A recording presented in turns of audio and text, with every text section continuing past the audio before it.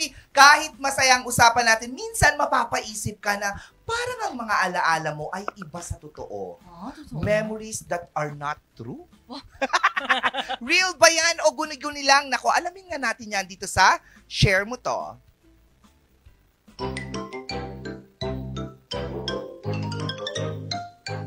Bakit may mga bagay tayong sabay-sabay na naaalala pero mali pala? Mayroon akong ipa-flash na pictures at mamimili kayo kung ano ang tama sa mga ito. Picture 1.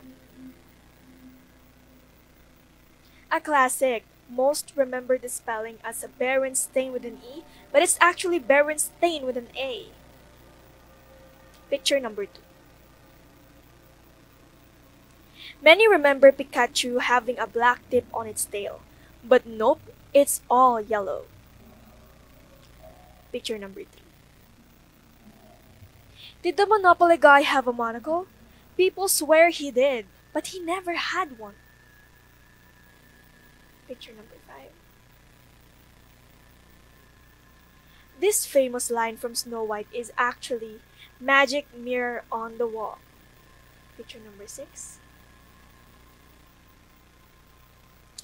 Lupang hinirang, ang bituin at araw ay kailan pa may di magdidilim? Or, ang bituin at araw niya kailan pa may di magdidilim?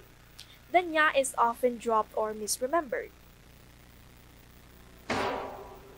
If may mga sagot kang mali dito, you've just been Mandela. Welcome sa Mandela Effect. Ang term na Mandela Effect ay na-coin noong 2009 by Fiona Broome, isang paranormal researcher.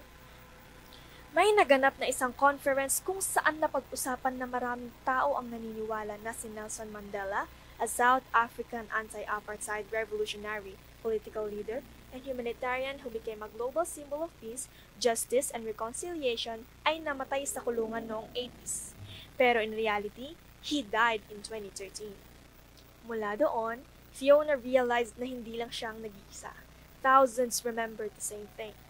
Since then, dumami na ng dumami ang mga false memories na collective. Psychologist says, it's false memory. Normal lang daw naman yun. Pero to others, they believe multiverse moment yan. Or maybe, we switch timelines without knowing. So, bakit nga ba nangyayari ito? Scientifically speaking, it's called false memory. Our brains don't actually store memories like files sa computer. Instead, they reconstruct memories every time we recall them. So parang ginagawa nilang kwento ulit based on pieces of real memory, assumptions, and patterns we're used to. Conspiracy or alternate reality theory.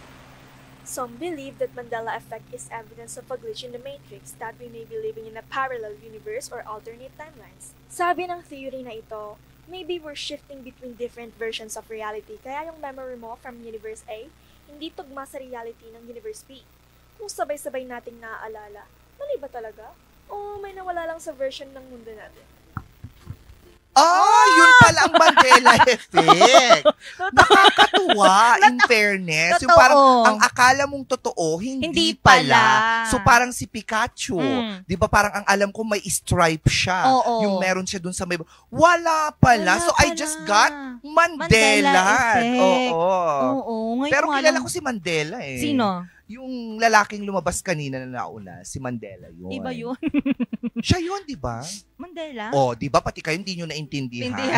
Pero ganun din pala. Now I know. Pero nakakatuwa naman pala yan. Pero dati, di ba, parang yun nga, parang yung sa lupang hinirang. Yung nya. Nadadrop. Pero hindi naman pala talaga. Kasi yun na yung naalala mo. Totoo. Mali pala. Ang dami palang mali. Mandela din pa kaya nung akala ko, maganda ako, hindi pala. Sa pagkakaalala ko, maganda ako.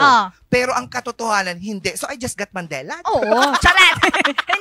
Hindi. Hindi Masama Mandela. ka. Masama ka. At